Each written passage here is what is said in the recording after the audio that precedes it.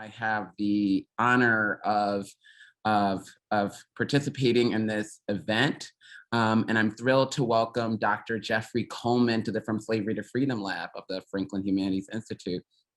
Just to give you a little brief summary of what the From Slavery to Freedom Lab is. The From Slavery to Freedom Lab was conceived as a space to not only address the enduring impact of slavery as an institution, but to think critically on how the legacies of resistance throughout the African diaspora might help us to work toward liberation, inclusion, and social justice in the present.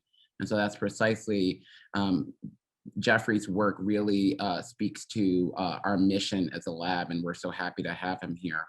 Our goal is to examine the life and afterlives of slavery and emancipation, linking Duke to the global South. Precisely for that reason, we're happy to celebrate Jeffrey's path-breaking monograph, The Necropolitical Theater, Race and Immigration on the Contemporary Spanish Stage, which explores many of these same themes within Iberian studies and has truly made a novel contribution in the field. I should also mention that Jeffrey's engaging topic received co-sponsorship from the Department of Romance Studies, the Center for Latin American and Caribbean Studies, the Keenan Institute for Ethics here at Duke, and we appreciate their support. Okay, so Jeffrey, without further ado, let me present our speaker and moderator. So Dr. Jeffrey K. Coleman is an associate professor of Spanish at Marquette University, where he specializes in contemporary Spanish and Catalan theater. He is soon in the fall to join the Department of Spanish and Portuguese at Northwestern. So that's so congratulations to Jeffrey. He has published several articles on immigration, race, and national identity in the Spanish context in the Journal of Catalan Studies, Symposium, Estreno, and others. The book we are discussing today, The Necropolitical Theater, Race and Immigration on the Contemporary Spanish Stage, was published by Northwestern University Press. And I believe, what series is that, Jeffrey? I think it's in the Performance Works series, okay? Explores how the intersections of race and immigration manifest in Spanish theater from 1991 to the present. He will also be sharing a bit about his next book project, tentatively titled España Negra, The Consumption and Rejection of Blackness in Contemporary Spain, which examines how Spanish media, popular culture, and literature have portrayed and appropriated Blackness from the late 19th century to the present. Now, our moderator, Ana Tybinco, Dr. Ana Tybinco, as of Tuesday at what, 6 o'clock? Tuesday at 6 o'clock, Dr. Ana Tybinco now holds a PhD in Romance Studies, as well as a Mellon ACLS Fellowship for her dissertation, her fabulous dissertation entitled Urban Borderlands, African Writers in Precarious Spain, 1985 to 2008.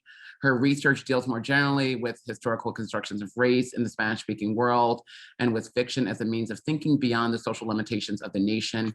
She coordinated this event as an ongoing speaker series on the other Black Atlantic. Take it away, Anna. Thank you, Lamont, and I should also say thank you to Jennifer Zhu, who helped us coordinate everything and is here as our security backup. We felt like it was really important to have a more standard kind of like seminar style conversation at the end following Jeffrey's presentation.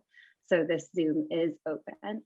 I will warn you, however, that we are recording during this portion. We will record through Jeffrey's presentation, which are about the first 30 minutes, and then we will stop the recording because we really want open-ended, candid discussion during all of this. So let me just say that a word about content, a word about what we're here to talk about today, and how we'll do that.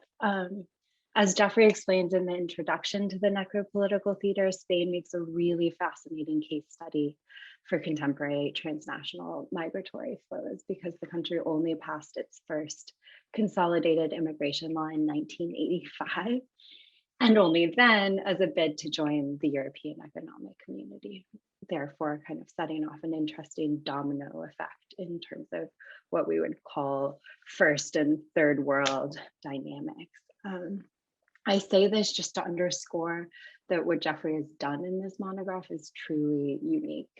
the growing body of theatrical works dealing with migration has been dealt with in technical and more kind of like performance studies senses, but not for what these works are doing in terms of racial tensions and the constructedness of race in Spain. So we shared both the introduction and chapter 3 in order to honor both the themes of the lab and to highlight Jeffrey's interdisciplinary engagement with the theory of necropolitics. We welcome a more content-based discussion following the talk. However, I should also say that Jeffrey is one of the most generous scholars I've met in the field. I had the really amazing opportunity of reading chapter 3 when it was still in draft form and discussing it with Jeffrey. And then as a third-year PhD, I was just floored that this professor wanted to hear my opinions. So I'm really overjoyed to share it with all of you. And we asked Jeffrey specifically if he could talk about not just content, not just theory, but also process. Because I think that the Necropolitical Theater stands as a really amazing model of what a scholar can do and how a scholar can break open a new field, even when, I think, Jeffrey, for you, this was novel material as well, right? So just in the sake of respecting and really giving credit to that innovation, that spirit of innovation, we asked Jeffrey to talk about all of those dynamics, right? What does it look like to prepare a manuscript, to get it through presses, to develop these ideas, to gather a body of work? I remember after our very first conversation, Jeffrey sent me just the most impressive Excel sheet you've ever seen of emerging theatrical works. So we really hoped that he'd speak to what it is to not only conceive of a project and get it through the publication process, but really build your own archive. So with that said, I will let Jeffrey go right ahead and just say that whatever occurs to you as we go along, please put your questions in the chat function.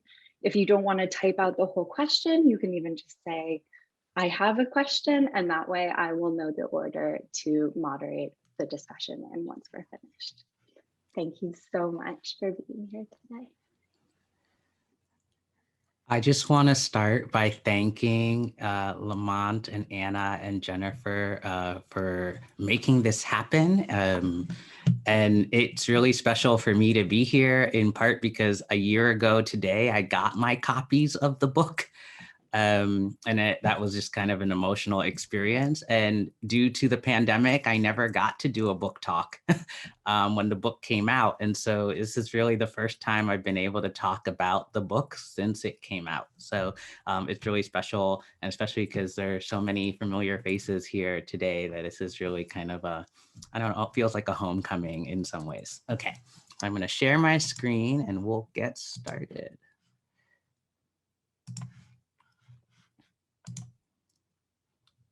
Okay. All right. So as Anna had mentioned, I'm going to kind of run through more kind of process things that happen with regarding to how this book came to be.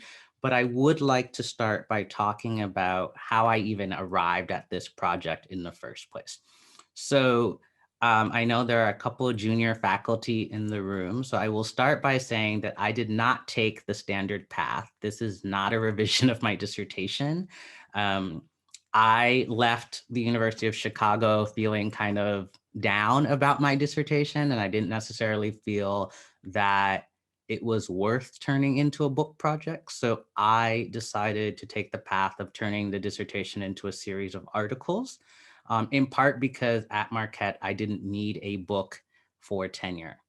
And so I turned it into a series of articles and then went kind of feverishly looking for grants to be able to get time off to be able to start working on a book. And so my third year, I applied and ended up getting the Woodrow Wilson Career Enhancement Fellowship, which gave me my 4th year off to be able to go to Spain and start working on this project. And that was particularly important because of the fact that I wasn't revising a dissertation, right? And if you are revising a dissertation, you still will probably need time off, but it's completely different when you're starting a project from scratch and you have to go into the archives and do all of this work from the very beginning. And so finding that time away from the classroom was particularly important. As you can assume from the title of the book, the theoretical framework that I chose to focus on was Achille Mbemba's Necropolitics, which I'm sure most people are familiar with, which kind of dialogues with Foucault's notion of biopolitics, right? But from the other direction, that sovereignty is connected to this control of who dies rather than who lives, and kind of reproductive rights and such that Foucault was thinking of. And funny enough, this theory I had never heard of. In graduate school, I have never read Mbemba, I had never heard of necropolitics. And that kind of discovery of necropolitics came out of a conversation with a friend in Black Studies. And so one of the things that I would really like to highlight is that even if you have an idea for a project, I had already had a sense that I wanted to write about migration theater and talk about race, but I couldn't figure out a theoretical thread to tie them together. And it wasn't until this conversation with someone outside of my field that I was able to arrive at the piece that tied the chapters together. And so as you're writing your manuscript, I think it's so important to run it by friends and colleagues that are outside of your direct field, particularly if you're in a very kind of traditional PhD program, or if that is your training, because there might be so many kind of text and theories and notions that you are just not exposed to, right? And it's not a fault of your own, it's sometimes a fault of our disciplines. And I think that's something that we really have to keep in mind, right? Is that especially when you're doing things that work on race or migration, it's so important to talk to people, particularly in those fields of ethnic studies or Black studies or Asian American studies, because there's so much of that work has already been done. Okay.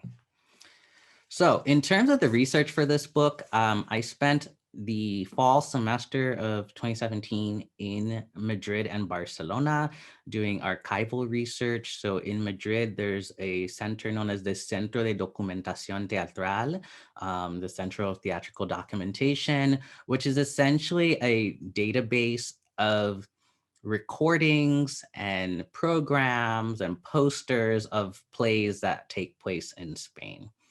And so for those of you not familiar, theater in Spain is usually kind of funded by the government through the Ministry of Culture. And so by law, the debut of any play that takes place at a public theater is recorded and then kept in this database. And so that was great for me because I was able to find the majority of recordings of the majority of the plays that I wanted to talk about. And then the other thing that was really interesting is, since I work on contemporary theater, most of these playwrights are still alive. And so when talking to folks at the CDT, they simply just gave me people's phone numbers and emails and said, oh yeah, just reach out to so-and-so and I'm sure they'd love to talk to you, which I thought was very strange, but actually it's Spanish authors are extremely kind and also extremely shocked that people want to write about their work in academic terms. So I had to kind of get past my own fear of randomly calling people, but once I got past that, I was able to interview playwrights, actors, even some directors, and talk to them about these plays, how they came to be, how the staging worked, right? Because sometimes I had recordings of the play, sometimes I didn't, sometimes I could find kind of critiques in newspapers and so on. So being able to speak to the people directly involved with these plays was really important. And so I did that work in Madrid, but then also in Barcelona, the Catalanes have their own system as they do for many things. And so there were a couple of databases in Barcelona that I had to visit, such as the Teatre Nacional and the Teatro Iura, and did this basically the same thing, right? Tried to find recordings of plays and interview as many people as possible. And as Anna had mentioned in her remarks, one of the things that I did to organize myself is I kept an Excel file of as many plays, what year they came out, what racial group they dealt with, in order to figure out, was there some sort of thread occurring? And so one of the things that I noticed, and this is something that those of you who read chapter 3 in the introduction, will notice, is that in any play that dealt with sub-Saharan African migrants or Black migrants, the main character always died, right? And was what led me to write this book. I was trying to understand, why is it that death was so important as a narrative trope to get across to a Spanish audience? What was it that death was teaching Spaniards about immigration and about race? And like I said, like, I couldn't figure out a way to contextualize it or theorize it until I came across necropolitics. And once I found that, the whole rest of the book kind of just came together. And so that's the research piece of it. And then I wanted to talk about teaching, because it is a big part of our careers as well.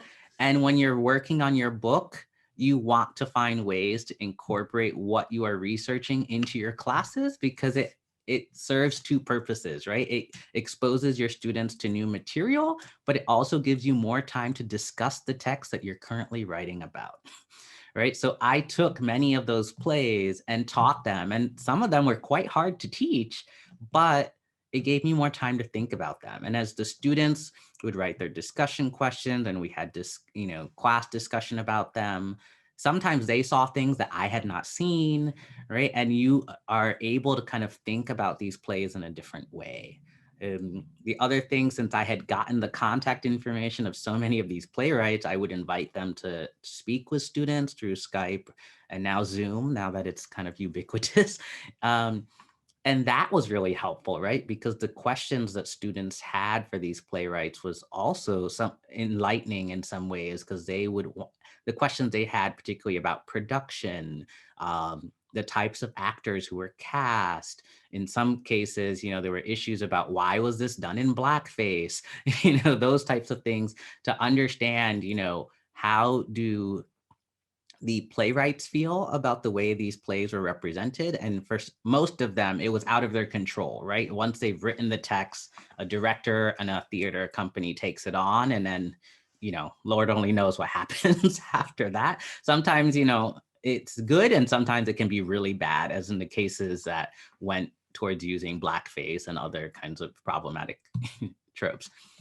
And then the last piece I will say about teaching is also being willing to share your work with colleagues. And so maybe not necessarily the text of the manuscript as you're still working through it, but the materials, right? So the plays, the contact info of authors and actors and so on, so that they can do the same thing, right? And I think one of the things that was important for me is that if we want to break this notion that peninsular studies is only about old white men, Cervantes, Lope de Vega, etc., we have to teach other authors in our classes. And I think in the 90s and 2000s, there was a real coming to Jesus moment about that, with regard to having female authors included in syllabi.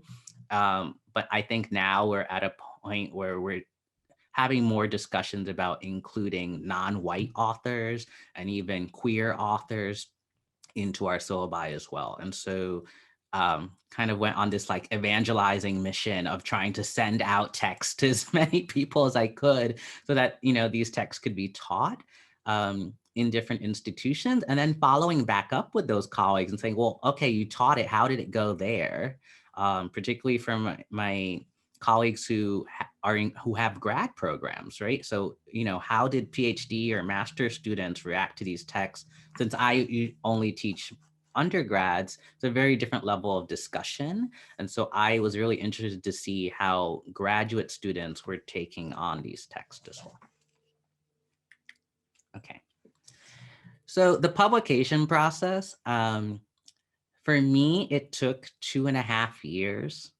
And this is from the very beginning of sending out letters of inquiry to the book proposal, figuring out which press, finishing the manuscript, and then of course, reader reports, revising the manuscript, and then the final pieces of copy editing and marketing. So the fall of 2017 is when I sent out letters of inquiry, and the book came out April of 2020.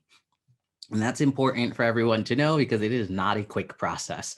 And particularly for junior faculty, if you're on, on the tenure track, you really have to think carefully about that in terms of how long it'll take. And there can be, various snafus along the way. So first thing in terms of like, how do you even figure out what press to send letters of inquiry and book proposals to?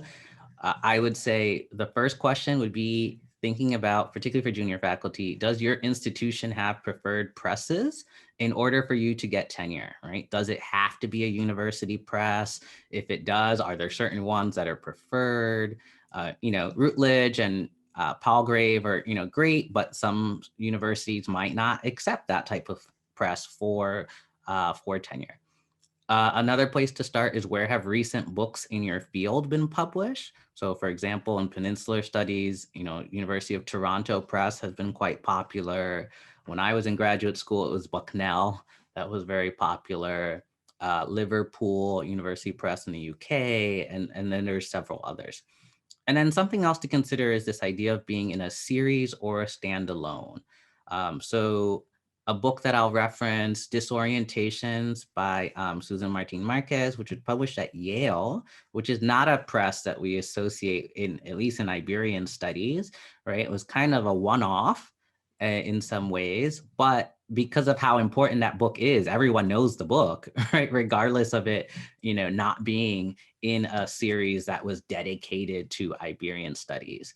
So sometimes that can work in your favor, but that's something you might want to consider. Okay.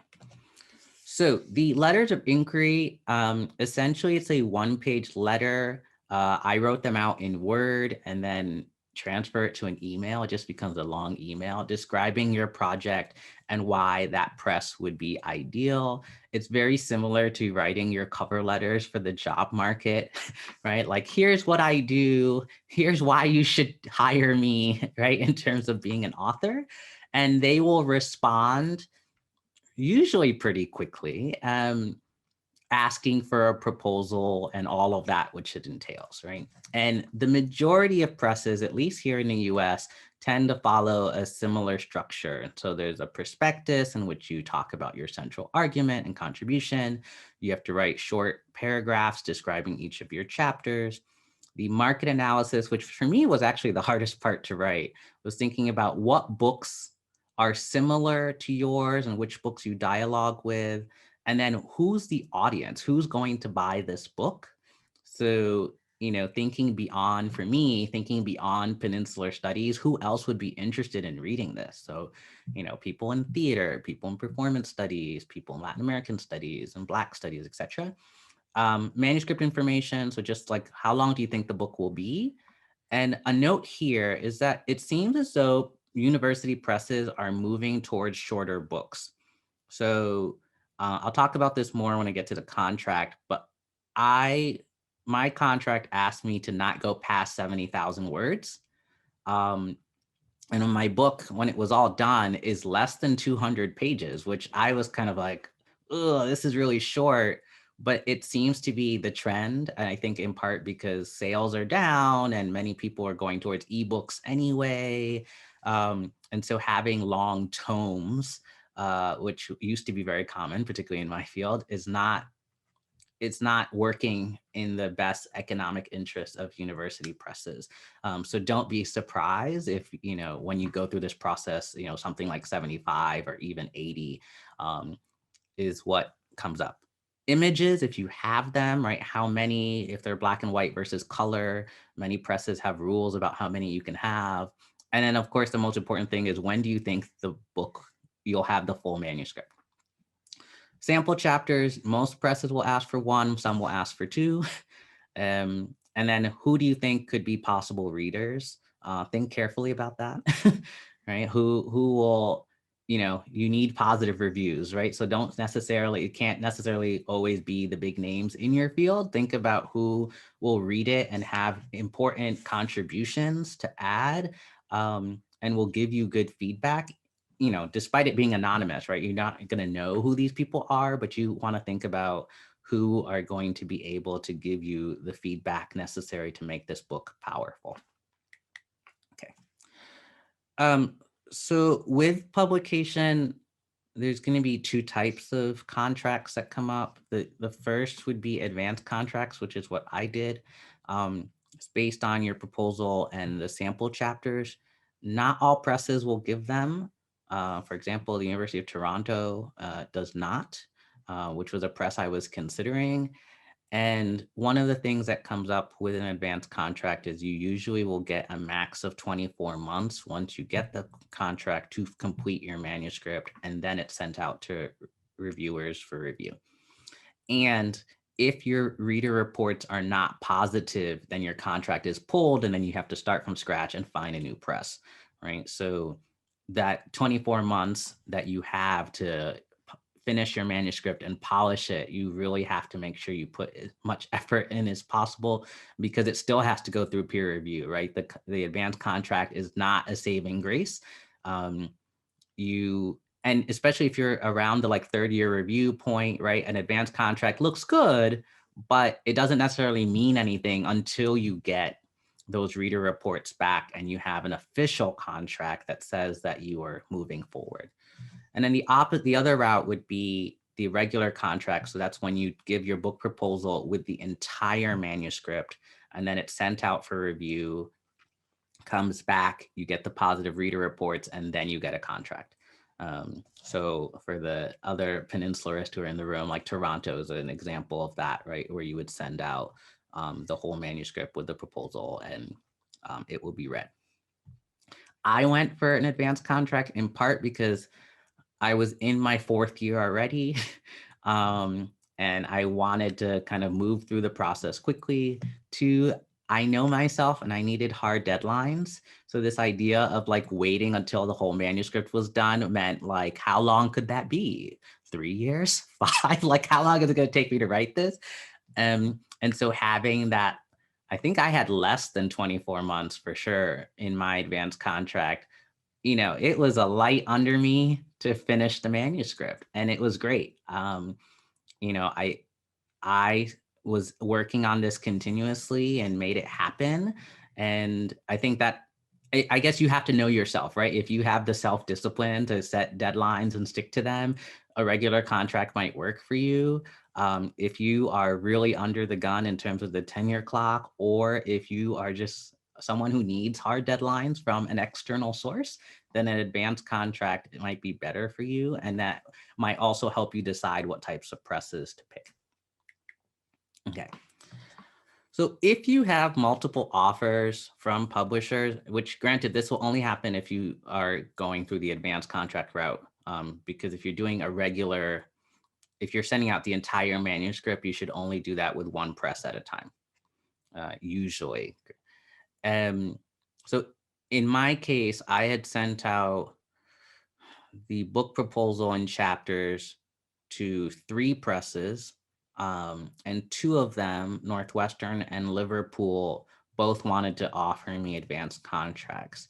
And so in deciding between the 2, it was kind of a hard decision, because Liverpool has this Hispanic studies series, and then the Northwestern one was a performance studies and theater series. And so it came down to these 4 questions, right? Which press has better marketing at conferences you attend or conferences you don't attend, right? And kind of that reach. Which press has more affordable books? Because we have to think, are people, grad students and colleagues going to buy these books? Which editor is more invested in your project? right? Will they read drafts along the way? Will they consult with you? Do they respond to emails quickly? That type of thing. And which press will give you the wider audience? And so ultimately, I ended up picking Northwestern because of the fact that since it was not a Hispanic studies series, it would give me a whole range of other people who would read this book, because I knew the Peninsularists were going to read it anyway, because, you know, you put it on social media, you tell your friends in the field, they're going to go get your book, right? But these other people who have no idea who I am, the only way they're going to know is through the marketing of the press or at conferences for theater studies and so on, and which Northwestern was going to be. Okay. So big thing, accountability. How do you get the book done?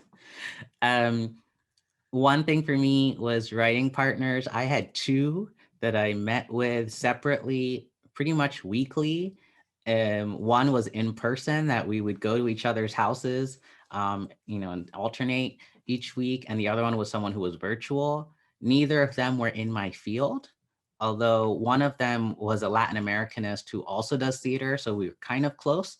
And actually her book just came out in the same series with Northwestern. And she was going up for full at the time that she was working on the book. And the other is a historian who writes on completely different things. And so it was really nice to have two different kind of thoughts, but we were all kind of in the trenches of writing.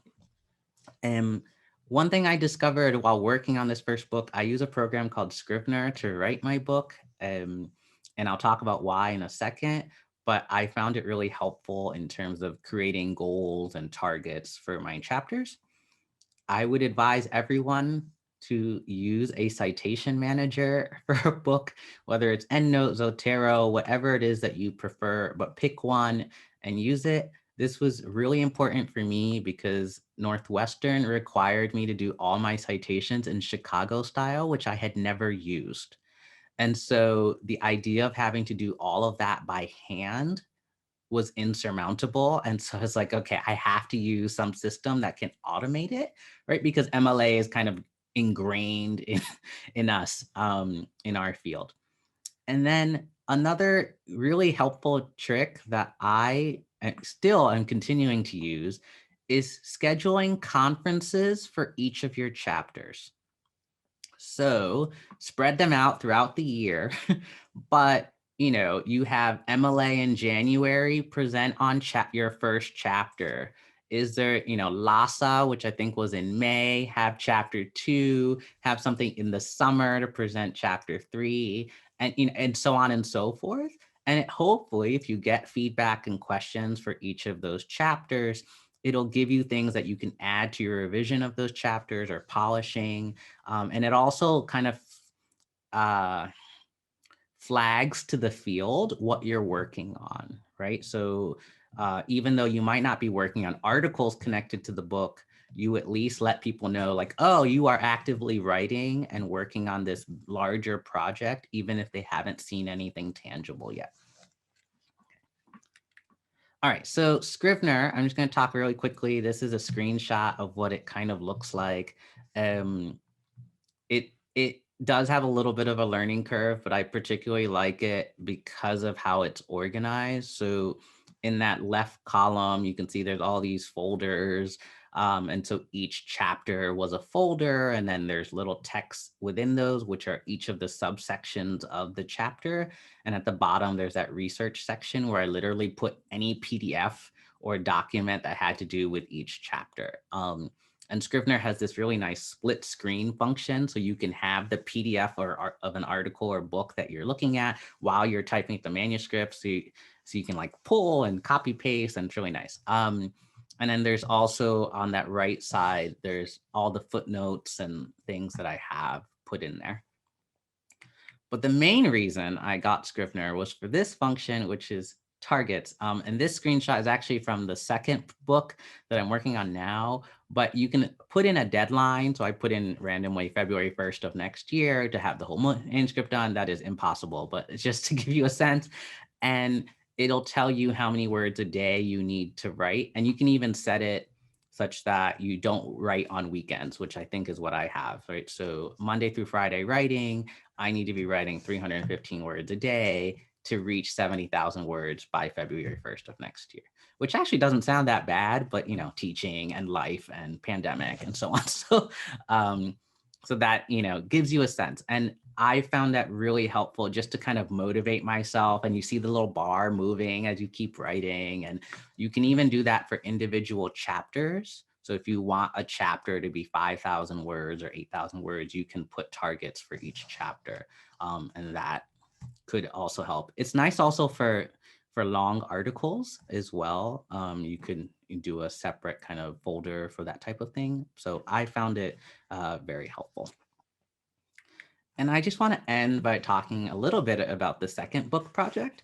And so this first book project, was dealing more with theater and kind of more of a traditional literature project in some respects, right? There's a lot of performance and performance studies aspects happening, but I was trained as a literature scholar and do a lot of closed text analysis and so on in the book.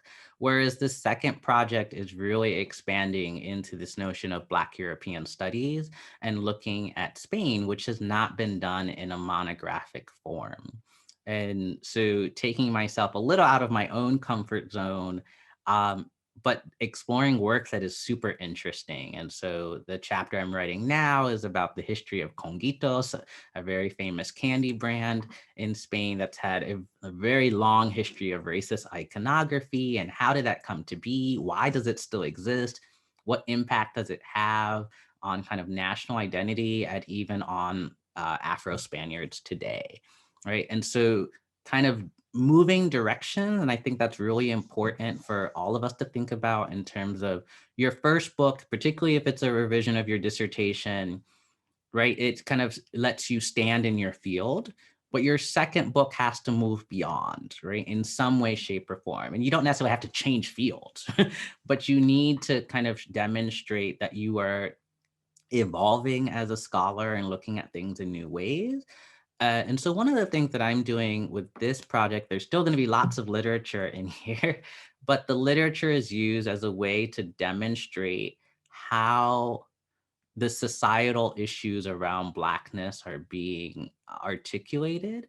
And so I'll use the example very quickly. There's a play from 1901 called Libertad, or Libertad in Spanish, that deals with this idea of a biracial man who was adopted in a Catalan pueblo, who when he grows up, doesn't see himself as different from anyone else in the town because he's always been, raised to think of everyone as equal until he wants to marry this white woman, right? And then everyone freaks out, like, how can you marry her? You're Black. And he gets rejected. And thinking about this idea of interracial relationships, which Fanon talks a lot about in Black Skin, White Mask, and thinking through how is that even different from what's happening today? And particularly because this play has only been staged twice, once at the beginning of the 20th century and then again in 2013, right? And it's one of Santiago Rusiñol's most powerful plays, but it's kind of been censored in some way, shape, or form because of it's such a strong social critique, right, of kind of white liberal hypocrisy. And so in terms of what I'm trying to do different with this book, I am taking a different approach in terms of thinking less about literature and more on this kind of ethnic studies kind of path or cultural studies path, but also including, right, my own training, right, and not leaving that behind. And so I look forward to I will stop here. I look forward to everyone's questions and comments, either about the process or about the book. Yeah, so I will stop there. Thank you very much.